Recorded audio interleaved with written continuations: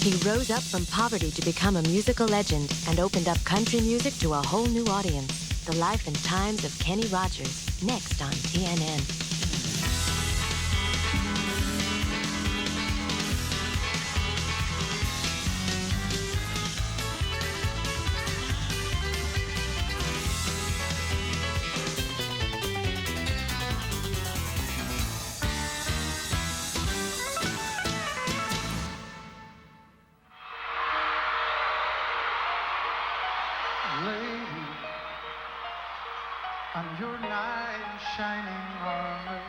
And I love you.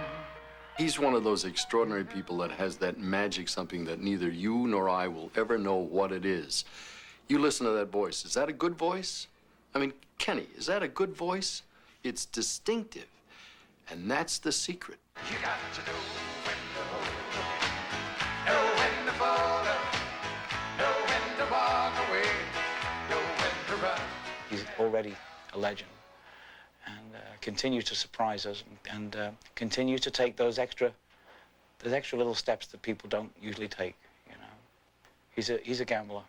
Islands in the stream, that is what we are. No one in between. How can we be wrong when we sail away with me? Every man feels like he's a man's man. Every woman feels like he's a woman's man. Everybody embraces him. Kenny is like the John Wayne of country music. His mother once said Kenny never worked a day in his life. He just kept on singing. Well, with all due respect to Mrs. Rogers, she was only half right.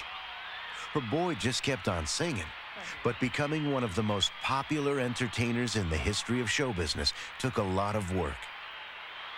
It's a story that courses all the way from jazz to country, and from rags to riches. It begins on August 21st, 1938, when Kenneth Ray Rogers was born the fourth in a family of 8 children in the housing projects of Houston, Texas. It's such a difference now between living in the projects then and living in the projects now. When I grew up in Houston, there were maybe 50 kids within a 2-block area. A fight was a black eye, and that was it. But it was really kind of a great place to make friends, and we all had the same thing in common. There was really no money in any of the families. But in Kenny's family, there was music. He's been singing even as a younger child. Mother used to take him to the hospital. She worked at the hospital, and she used to take him, and he would sing, You Are My Sunshine. That was the song the nurses always wanted him to hear, and they'd give him little treats and things. So really, I guess he's been entertaining all his life. I remember going to an evangelical tent show almost that came to the projects, and my sister Geraldine was sitting next to me, and she was singing harmony, and I had never heard that or never been aware of it. And I remember looking at her thinking, what is that? That's really pretty. And I thought, wow, I need to learn that. So I think that's when I really got interested in music itself.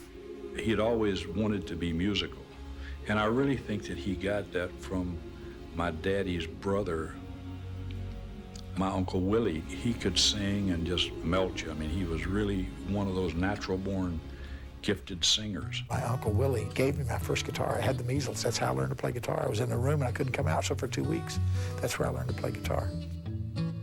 When he wasn't playing his guitar, Kenny listened to the music of R&B artists, especially Ray Charles. He sings with more passion and more heart than anyone else in the business. When I was 12 years old, I went to a concert with my sister Barbara. It was literally a point in my life that really something went off in my head because we went to see Ray Charles. And I remember listening to Ray Charles sing and saying, my God, this guy's singing and being paid for it. By 1955, Kenny himself was getting paid to sing in a group called The Scholars. The Scholars was put together strictly for the sole purpose of finding girls. I was still in high school, and we would sing for different functions, and we learned very quickly that forget the football players, the singers got all the girls. I'm not sure we got our share, but the fact is we thought we did, and it was great for us. Once you get on that stage and you get that applause and that acceptance, especially a kid coming from the projects, that was a great rewarding factor for me. Kenny's brother Lelan managed the Scholars and recalls one notable performance. We were doing a show for a disc jockey in Houston. My wife was sitting with me in the front row, and they had all these little girls, maybe 40 or 50 of them in this little auditorium. And Kenny stepped up to the mic and started singing, and they started cheering. I mean, it was like Sinatra on a small scale. And I remember my wife looked at me and she said, "Lelan, there's your star." And I said, "Ask my brother. He's not a star, he's my brother. Kid can't even sing." And she said, "I'm telling you, there's your star." The Star was voted the most talented senior when he was graduated from Houston's Jefferson Davis High School in 1956. I was the first person in my lineage that actually graduated from high school. My mother and father were very proud of me, and they wanted me to go to college. I thought I went 2 semesters. My mother says I went 2 weeks. So somewhere between 2 weeks and 2 semesters. Or I know this, I went long enough at the University of Houston that I am on their alumni roll. They asked for donations from me. In the early days, what motivated Kenny Rogers was a desire to show his parents that he hadn't made a mistake by leaving college to become a singer. His drive, as long as his parents were alive, was always to show them that, gee, it hadn't been a mistake. He really could do it. He could be successful at that. In 1957, Kenneth Rogers, a 19-year-old solo artist, had his first success when That Crazy Feeling, a single he recorded, went gold. I never saw a dime of it because they put me on tour and they deducted my tour expenses from my royalties, so I didn't make a nickel. I did American Bandstand, but unfortunately, Dick Clark doesn't remember me being on. It's not true. He was Kenneth Rogers. That's why I couldn't remember. Who knows Kenneth Rogers? Well, no one. Kenny stopped singing and began selling office supplies, but Bobby Doyle, a jazz musician, believed Kenny's future was in music, not paper clips, and asked Kenny to join his trio in 1959. Bobby Doyle taught me literally everything I know about music today. This is not a joke. We would rehearse 6 hours every day to learn these very intricate vocal things we were doing. And then we would work 8 hours a night. He was a really huge turning point in my life musically. And I remember asking him once when I first started singing and trying to be more soulful in my music. I said, "Bobby, how do you know when to do those little licks that you do?" And he says, "It's real simple. If you have to think about them, they're wrong. Soul you don't think about. You either have it or you don't have it." And over the years, based on that thought, I've learned a little more about how to be spontaneous and how to feel things, and that's a great gift. The Bobby Doyle Trio toured with Kirby Stone, an entertainer who would have a profound impact on Kenny. I remember so well Kirby saying to me, "This is a business. Treat it like a business." And he really changed my whole life. I mean, if the show starts at 8 o'clock, you start that show at 8 o'clock. You make sure when people walk out of that room, it's not necessary that they say you're the best singer they've ever heard. Make sure they had a good time. And that, to me, is the single best advice anyone's ever given me. And he will always be my mentor. It wouldn't be long before Kenny would take Kirby Stone's advice to forge his first major breakthrough. I just dropped in to see what condition my condition was in. The Life and Times of Kenny Rogers returns in a moment on TNN.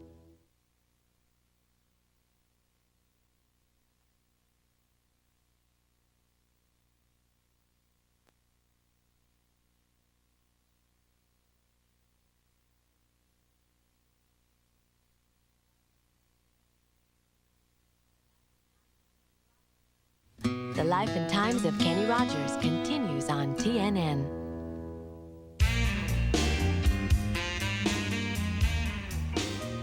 In 1966, Kenny Rogers was still singing jazz when he auditioned for Mike Settle of the New Christie Minstrels, a folk group.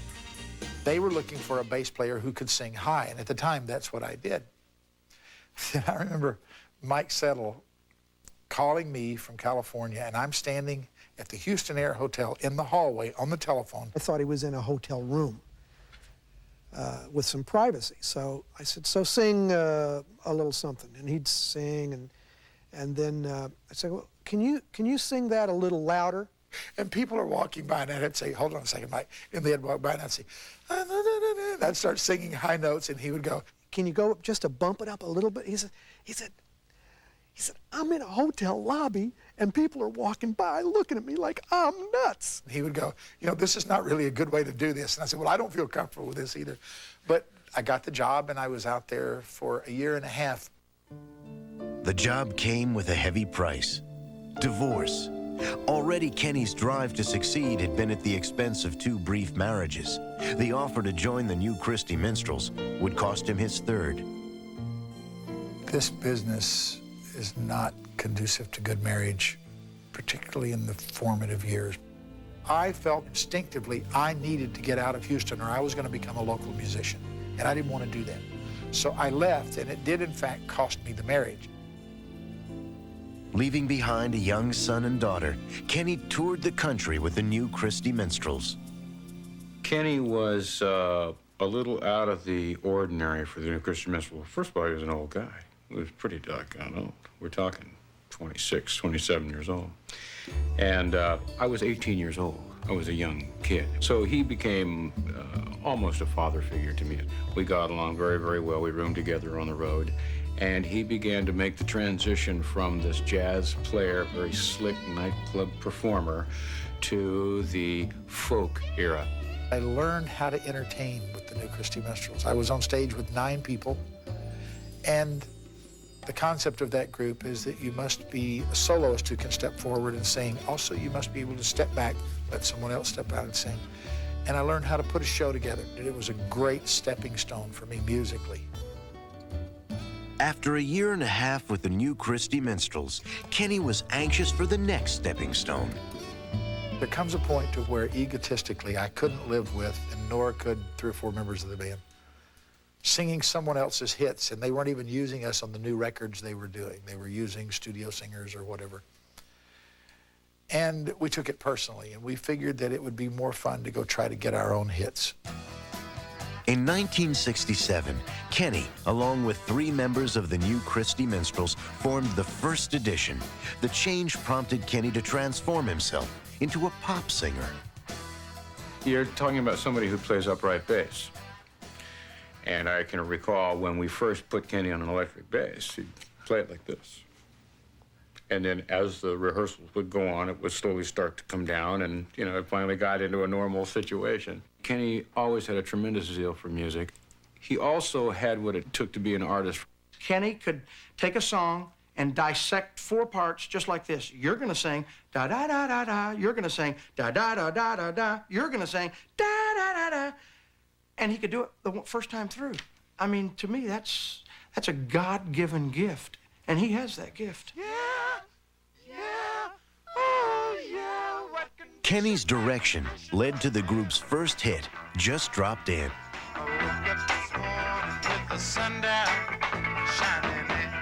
The song reached number 2 on the charts.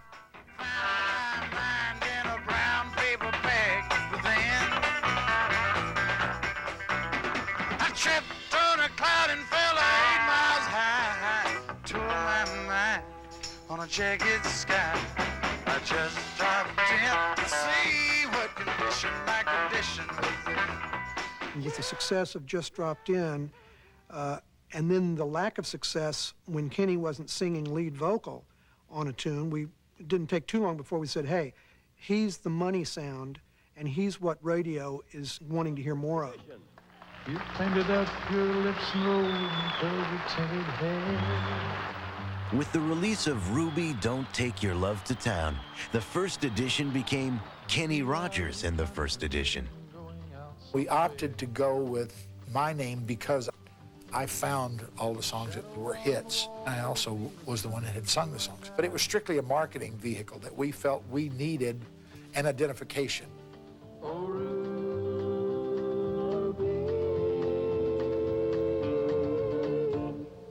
Take your love to town. Kenny has a real good commercial head on his shoulders. As time went on, Kenny began to emerge more and more as the one you really wanted to talk to when you were doing business with a group. When you get afraid to gamble with your image, then that means you're willing to accept what your image is. and you can only go downhill. So we decided that aside from that, we were working for other people, and that we didn't like. So we chose to leave that group and form our own group. Kenny Rogers in the first edition became one of the biggest acts in the business, playing everywhere from state fairs to Las Vegas. They even had their own TV show, Rolling on the River. We realized at that point that we had one inseparable thing that would keep us together forever. Collectively and individually, we had no pride. We would do anything. Alcoa presents the first edition. They're singing about easy open aluminum bottle caps and ring top cans. But by 1975, after 9 years together, Kenny Rogers and the first edition began to fizzle. We got to a point to where when we weren't having the hit records, there's an old axiom that people who feel they should be a success need someone to blame for their failure. So we started blaming each other, and we really valued our friendships and wanted to keep those. So we elected not to stay together any longer. We broke the group up, and it was a very sad last night. Nobody spoke to anybody. Everybody's feelings were on edge. It was very difficult.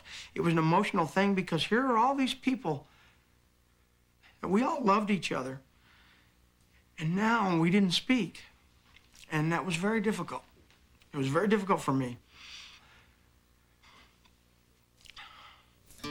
When the first edition broke up, I didn't know what I was going to do. I mean, I'd been with groups all of my life and really had never thought about being a solo singer. Now, all of a sudden, I'm by myself. And I was financially in debt. And Kenny was really struggling.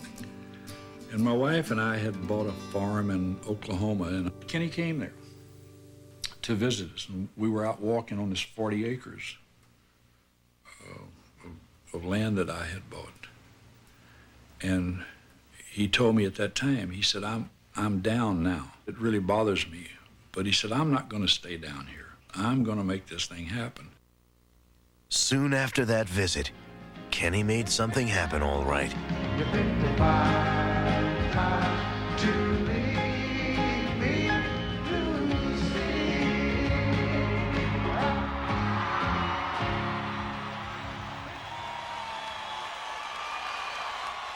The Life and Times of Kenny Rogers returns in a moment on TNN.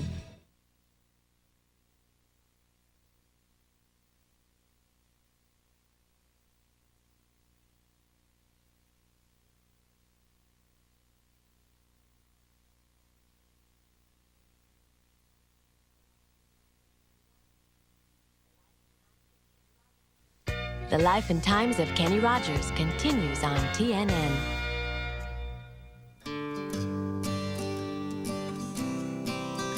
After the breakup of the first edition in 1975, Kenny Rogers, uncertain of his future, sought to reinvent himself as a country singer. I've always felt that country music is the white man's rhythm and blues. It is the simplest common denominator in music. If it hurts, they say it hurts. That's why country music attracted me, because it gave me a chance to bring whatever pain I brought to the table to my music. Arriving in Nashville, Kenny met with record producer Larry Butler. Oh, it's very hard for Kenny to leave the first edition. When you think about going out on your own, it can be awfully lonely out there. And he thought about it long and hard. And I like to think that I was a part of that decision in convincing him that country radio stations loved him, loved his voice. And I truly believed he had a career as a solo artist. We decided that it would be great for me to do a country album because Ruby, Don't Take Your Love to Town, and even Just Dropped In had been somewhat of a country hit. So Larry Butler's the guy that said to me, hey, we really need to do something with you, and we're going to find a way to make this work. And he's responsible for all the big hits that I had during that period. In a bar in Toledo, across from the depot, on a bar stool, she took off the ring.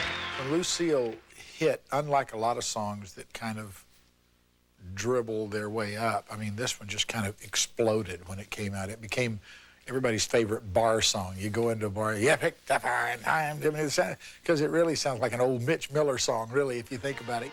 You picked a fine time to leave me, Lucille.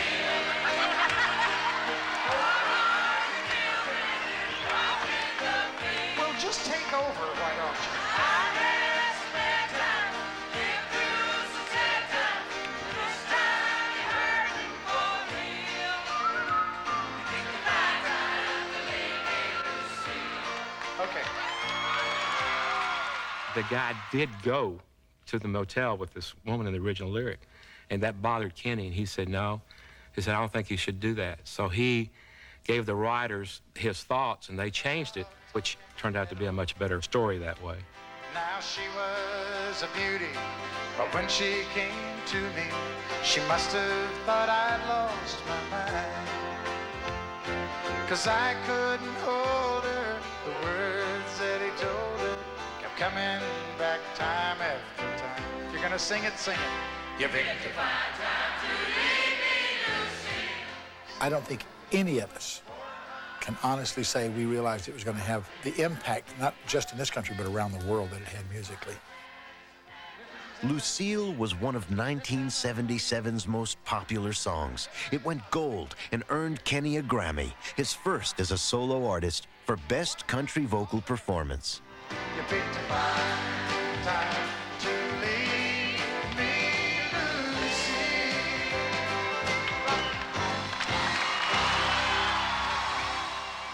It certainly was the pivotal record in Kenny Rogers' solo career, but it wasn't the only thing. The interesting thing was that about the same time that Lucille was hitting, Kenny was going on The Tonight Show for the first time. And that same week, with Lucille coming out on The Tonight Show, Kenny opened at the Golden Nugget downtown in Las Vegas. Now, the Golden Nugget was run by Steve Wynn, and Steve Wynn helped Kenny regain that feeling of confidence. He used to say his feet would kind of grip the stage. He was so nervous. And he went out. It was awkward for him at first, but he became a star in a little 300-seat theater in the Golden Nugget in Las Vegas. To confirm his newfound stardom, Kenny again collaborated with Larry Butler to record the tune that would become his signature song. On a warm summer's eve, train bound for nowhere, I met up with the gambler. We were both too tired to sleep, so we took turns to stare out the window at the darkness. The boredom overtook us, and he began to speak. The reason for the success of The Gambler is because Kenny Rogers was the gambler. He had the image. He was, I mean, he looked the part. He said, son, I made my life out of reading people's faces, knowing what the cards were by the way they held their eyes. So if you don't mind to say it, I can see you're out of aces. For a taste of your whiskey, I'll give you some advice. I go to Las Vegas quite a bit, and I used to know a lot of the professional gamblers, the Amarillo Slims and stuff. And they have all said, boy, whoever wrote that song really understands, you know, the mechanics of gambling, how a gambler's mind works. Now every gambler knows the secret to surviving is knowing what to throw away and knowing what to keep. Cause every hand's a winner and every hand's a loser, and the best you can hope for is to die in your sleep. The Gambler really transcends music. It's really kind of a philosophy about life. You got to know when to hold up, know when to fold up, and know when to walk away, know when to run. You never count your money. When you're sitting at the table, there'll be time enough to count when the deal is done.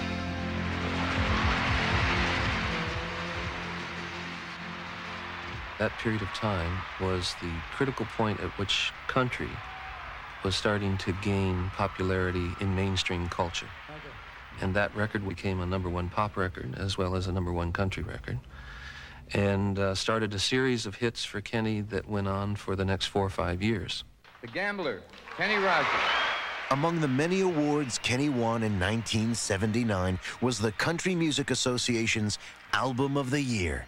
It was a wonderful album cover, the Gambler cover. And I took a very large poster of it to the CMA Awards.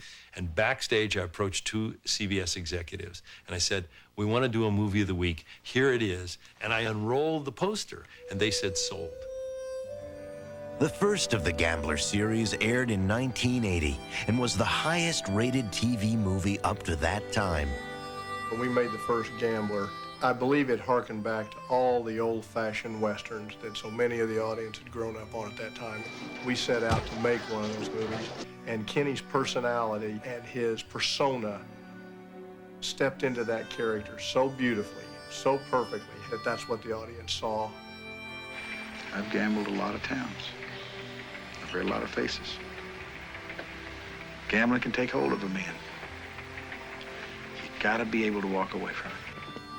It's really a fun project for me. I get just enough horseback riding to last me for 2 years. Then you get out and you ride 8 hours a day. And I remember so well in the middle of The Last Gambler saying, oh God, please let me remember how much I hate this right now next time they start talking about it. But I guess it's like childbirth. You do forget. And I get back out there and I just love it. Kenny Rogers had gambled on himself and hit the jackpot. He'd come to Nashville uncertain of his prospects and soon became the king of country. He won every major award the industry has to offer and redefined its standards of success by selling $100 million worth of records in just 3 years. But Kenny's most notable achievement was popularizing country music for a whole new audience.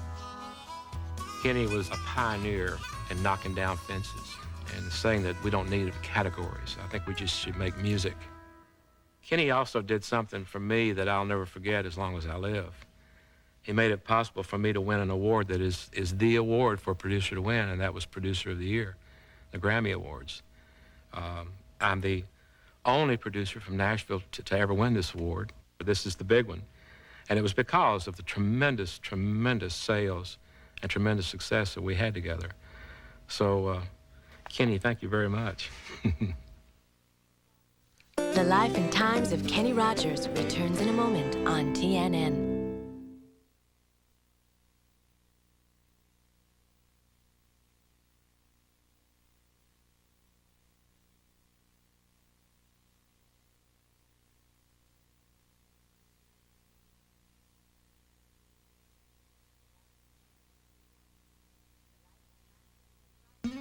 The Life and Times of Kenny Rogers continues on TNN.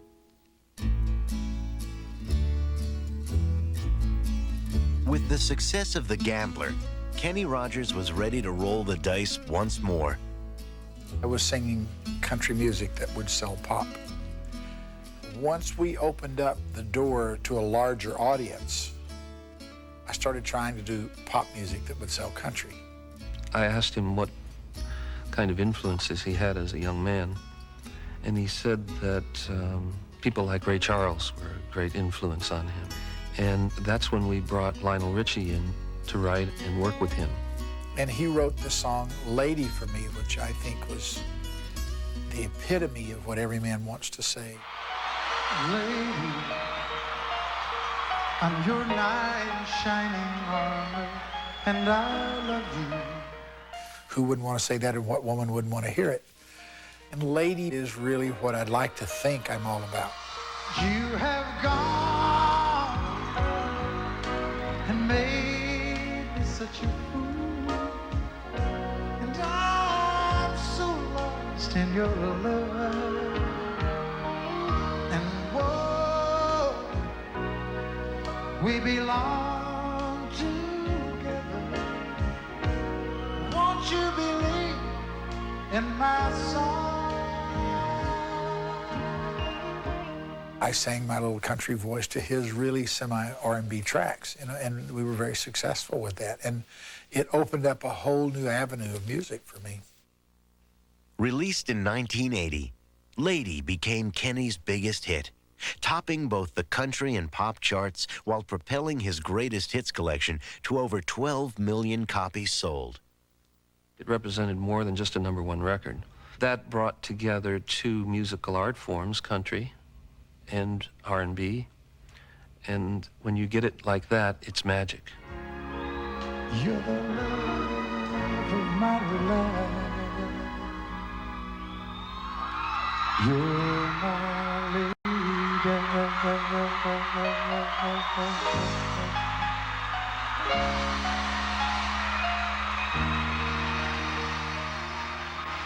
Kenny countrified pop even further by recording duets with partners such as Dottie West, Kim Carnes, Sheena Easton, and of course, Dolly Parton. Baby, when I met you, there was peace unknown. I set out to get you with a fine tooth comb.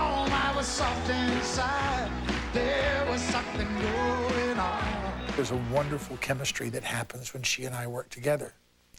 And I guess it's because we have the same backgrounds, you know, musically, and also, I think, historically, she came from a very poor family.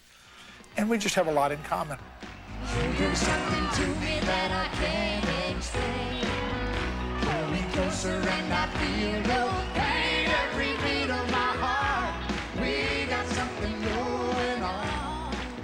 I love Kenny's voice because I can feel it. It's very emotional. It comes from a very deep place. Plus, it has a jarring, kind of vibrating sound that touches women, I know. I don't know how men feel, but it stirs me. I think it's sexy. Tender love is blind. It requires a dedication. Hardest love we feel. Need no conversation. We ride it together. They have individual personas that really mix together well. I think there's a flamboyance about both of them that comes across. They really mean something to each other. There's a very special bond between them. Islands in the stream, that is why we are the one in between. How can we rely, separate to another world, and we rely on from one lover to another, apart. Well, come on, fade away with me.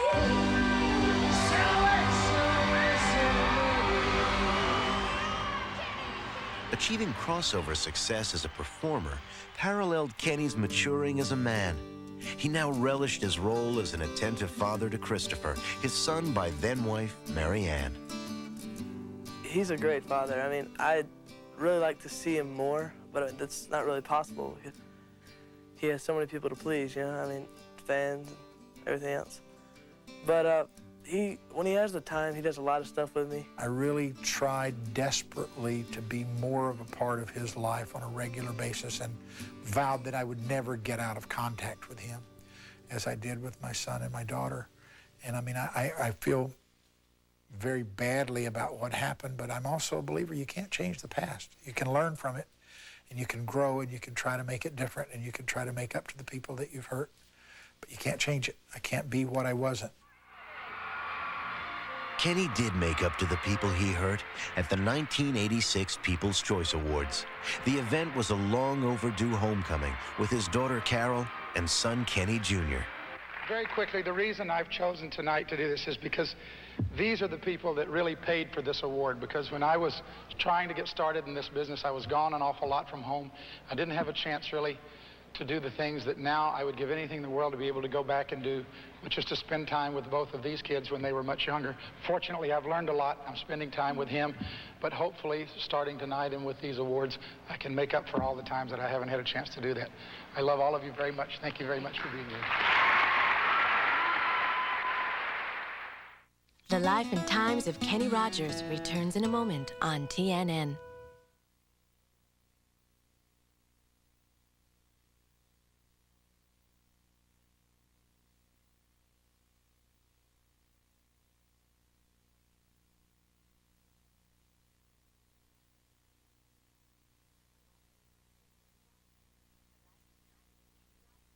The Life and Times of Kenny Rogers continues on TNN.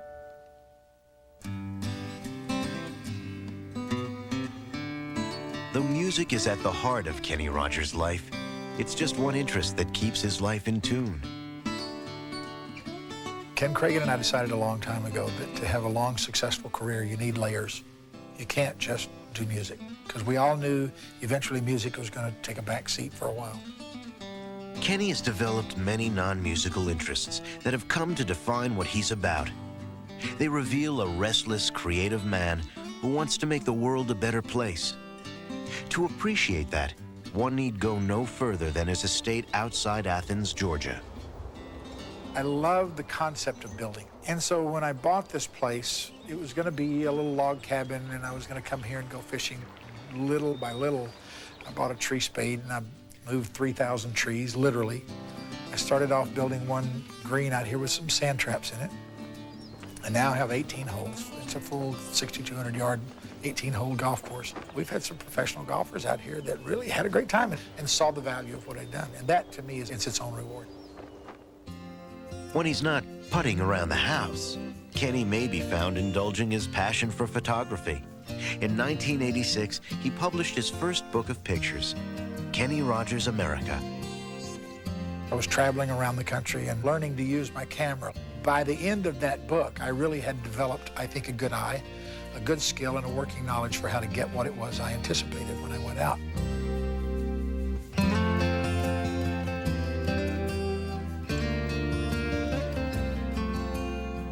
A year later, Kenny published Your Friends and Mine, a book of celebrity portraits. It actually started with Michael Jackson. He brought Bubbles, his chimpanzee, and you can see that there's a tremendous love between the two of them. And it was a great opportunity for me to get to know him better as well. Once you get Michael Jackson, Elizabeth Taylor agreed to do it, and I had 3 presidents of the United States.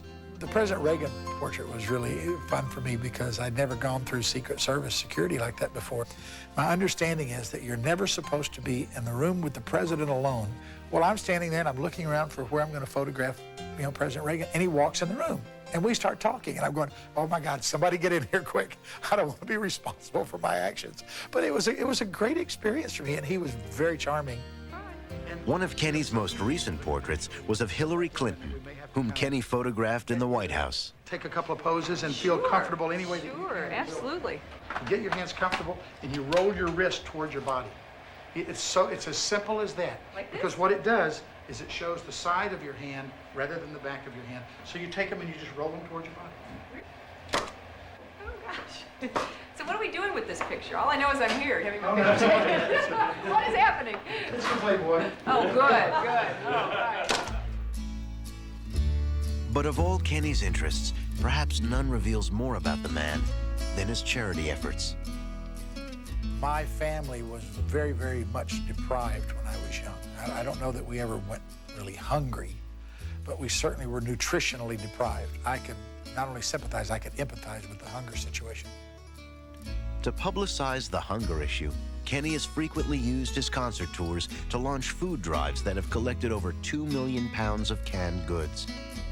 To do even more for the cause, Kenny found inspiration in fellow singer and hunger advocate, Harry Chapin.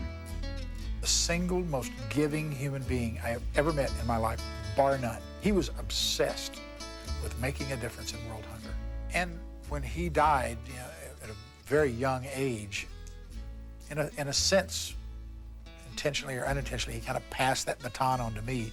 So I started doing a thing called the World Hunger Media Awards. Established in 1982, the World Hunger Media Awards are presented to those who have made a significant impact with their coverage of hunger issues. While it generates much publicity, most of Kenny's philanthropy goes unreported. The best example that comes to mind real quick is a little girl writes him and says, our school's cut out a lot of the budget of the music department and we have to buy our own band uniforms. Could you send me $100 so I could buy a uniform? And he says, how many kids are in the orchestra? And she tells him, and he sends enough money to buy uniforms for the whole band. That's the kind of thing that Kenny Rogers did regularly, all the time. He has always done.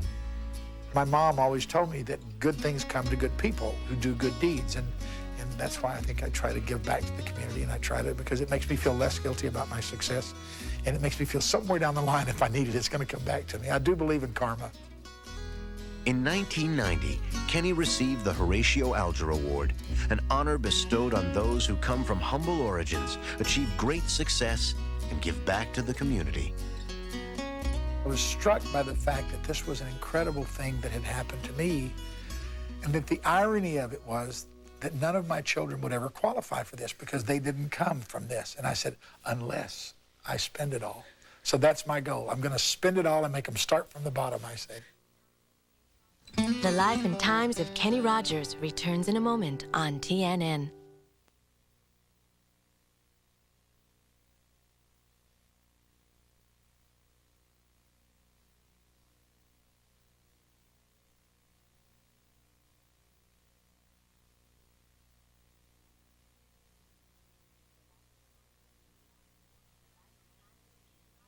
The Life and Times of Kenny Rogers continues on TNN.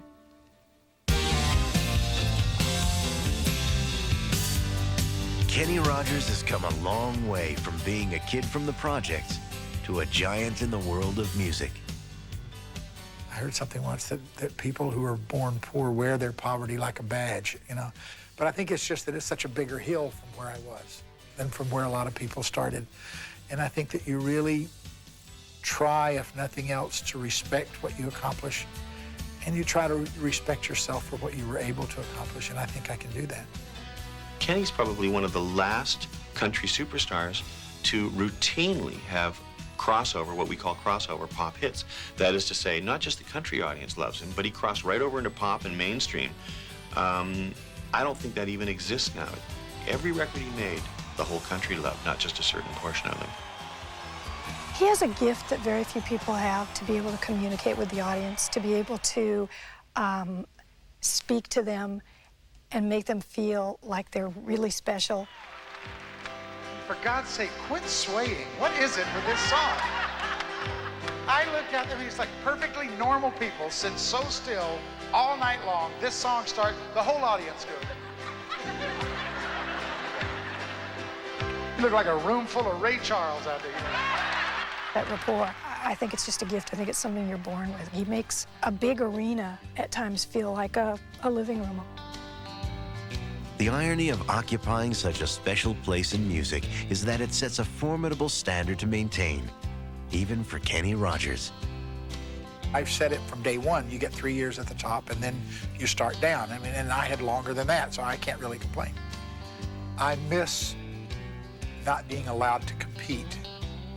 And with where country music has painted itself into this corner of new country, or young country, if you're not new or young, you don't qualify. That bothers me. But, you know, you also live and die by things you say when you're hot. You know, when I was really hot, I said, those who can compete will compete. Those who can't, bitch about it. So I refuse to bitch about it. Eventually, I will get another shot at this. And I don't care about being number one. I would just like to have contemporary product that I can be proud of. Because, I mean, I think that's where my heart is. My heart is saying I have something to say, and I like the idea of attracting new people to what I'm doing. Kenny and I were talking one day about careers, and I was explaining to him that careers are like a small plane. You get up to a certain height, and even if you turn the engine off, you're going to glide for a long time. And in fact, in Kenny's case, I said, you know, Kenny, you won't hit the ground in your own lifetime. You're up so high, you've gained such a height in your career. And he said, Ken, there was a big, long silence, and he said, I think I'm planning on living a lot longer than you think. Lady, I'm your knight in shining armor, and I love you. You have made me what I am. I am yours. Because his songs express what every man would want to say and what every woman would want to hear, Kenny Rogers' musical legacy continues to flourish. Let me hold you in my arms forevermore. My success is based on 2 or 3 things. I think the fact that I'm consistent, that basically I am what I represent. There's a real need for people to be able to trust what they see in order to care for you long term. And I think that I have been consistent with that. And I think that the music that I've chosen is music that really does, in fact, I think, span the time. I can imagine through the years, I can imagine Lady, I can imagine The Gambler, I can imagine Coward of the County being played 20 years from now, representative of an era in music. That's what I was trying to do, was create, in a sense, a musical legacy that said, hey, I was here.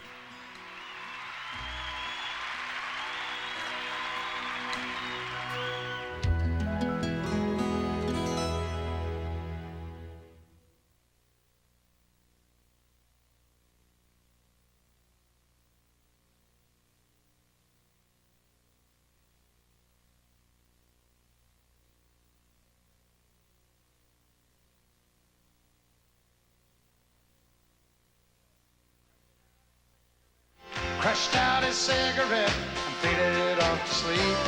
Then somewhere in the darkness, the gambler, he broke even.